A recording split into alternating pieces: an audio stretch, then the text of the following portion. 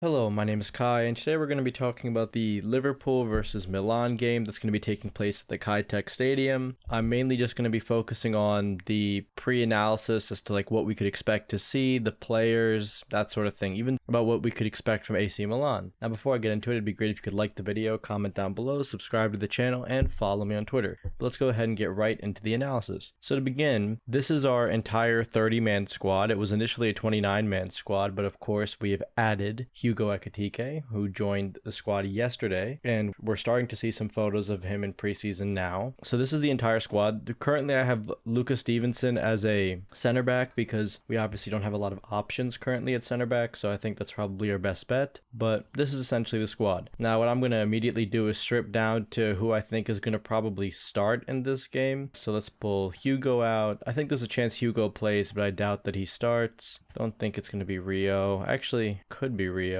It'd fit the bill more. Take Sabo out. Don't think Jones is going to start. I don't think Maka is going to start. Probably see something similar to this in the pivot. Elliott's probably not going to start. Maybe something like this. I think we might start seeing the actual first team that we expect to play in the season play in this game. So maybe something like this in the first half. I don't think Maka is going to play at all in this game. He could. I just doubt it. There's a chance that you have Diaz here instead, but again, I don't think we're going to play him as much because he's effectively out the door. Nunes could still potentially stay at Liverpool. Obviously, it's more likely that somebody like Nunes leaves, but I mean, there's a chance that he stays. There's also a chance that Mamardashvili starts instead of Allison, but I think this will be his first game back. There's a chance that you start Connor Bradley at the beginning of the season, but I think Jeremy Frimpong makes more sense when we're going to talk about what we do in possession, and of course Nioni, because we need somebody to do this deep progression for now, and if it's not Mac in the pivot, he makes sense. Maybe Dom will start, but I think we're going to see Florian Wirtz's first start in a televised game. So let's talk about what we're going to do in possession. I think in possession, we're going to go back to the very beautiful 3-2-5,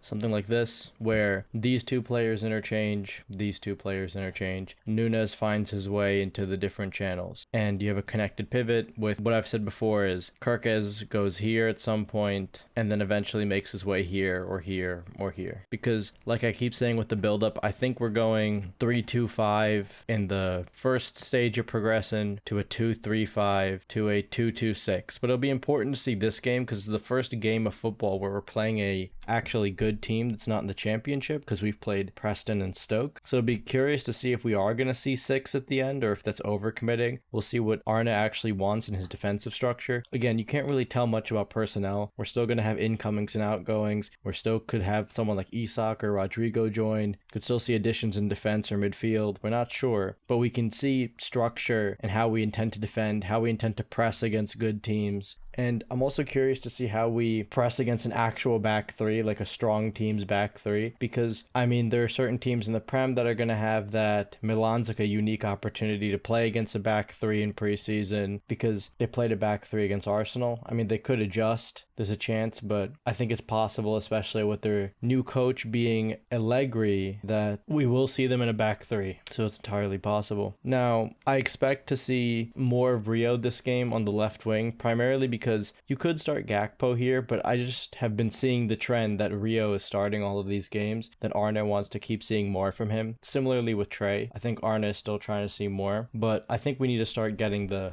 back line to be the one that we intend to use in the season. Of course, there's a chance Arne comes out the gate with another mixed up lineup, but I personally think he should go with something like this. But I mean, it's possible he treats Milan like a fitness exercise and we still see like heavy rotation and odd formations. I think second half we'll probably have a completely new squad. Again, I don't expect Mac to play at all, so maybe something like Jones and Endo, Elliott, Stevenson, Jogo, one of Robertson or Simicas on the field, Cody, Dom, Bradley, Elliott, yeah, Ekitike maybe, Lucho maybe. It might be a little too early for Ekitike, but I have a feeling that he's going to play because I think the fans are just going to want him to be on the pitch. Of course, Mamardashvili. Again, we might see some additional substitutions at like the 67th. I don't know. We have 5 goalkeepers that we brought with the squad for some reason. You only really need 4 for drills. I don't know why Miskir came. I think he would have benefited by staying with the academy, but Arne is Arne. But I doubt we're going to see much of Morton. We could. I just doubt it. And I don't know. I feel like one of Kostas or Robertson won't play this game. But yeah, that's effectively what I expect from the squad. I think we're going to see the precursor to signing someone like Isak. We might see Liverpool experience, like show how a front two could look if that's the idea. But I think if we don't see a front two against AC, we can expect that it's not something that Arne is going for. I think if you do want to bring in somebody like Isak eventually, or if you had any 2-striker formation, I just think they're going to end up being on the left wing with the license to rotate and expect someone like Verts to drop. Scenarios like this are more likely, in my opinion. But again, it's difficult to say. I think we're going to learn in this game what Arne's plans are, because of course this is the first real team that we're facing, the first really good team. So we should see more so of what his ideas are and how they scale against teams that are better in possession. I trust Arne, I trust Michael Edwards, I trust Richard Hughes, and I know that we're going to get it done. I do want to see,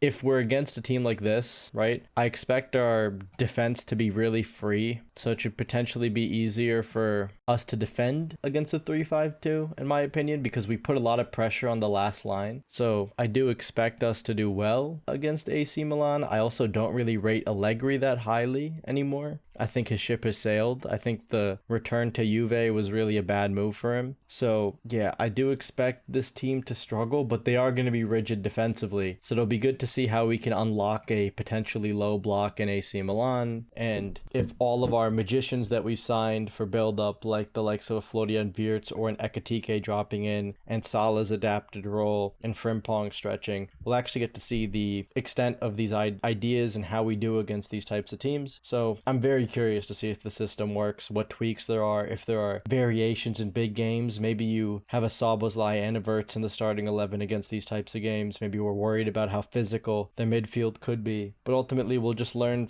after the game. Most of what we're going to look for is defensive structure and the fluidity. We're going to keep seeing if we've built on the previous trends or if there's going to be some kind of detraction. But yeah, that is effectively all I wanted to cover in this video. If you liked the video, comment down below, subscribe to the channel, and follow me on Twitter. I'm going to have a reaction after the game on Saturday and then an analysis the day after. If there's any transfer news on Alexander Isak that comes out, there'll be a video on that whenever possible. And I'm still working on the Rob Page video. It's taking a bit longer because I've chosen to expand to the other coaches because we have a new under-18s coach who's joined from Man United's academy, and I also want to talk about like Xavi Valero, and I want to talk about the Bristol City academy manager guy who came in. So the video is getting a bit longer, so hopefully that's out at some point. But yeah, as always, thanks for watching.